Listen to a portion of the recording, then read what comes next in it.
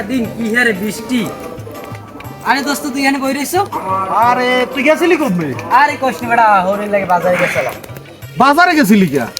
আরে দোস্ত মোর বাইরে আইছে, ল তুই মোকে বাড়ি ল, ভালো খাওয়ান দাওয়ান আছে। দোস্ত সুমাইয়াও কি আইছে? আরে হ বেড়া সময় আরে হইছে। আমার এই জানে মান্ডারে আমি কতদিন দেখি না। ল দোস্ত আচ্ছা, ল। দেখে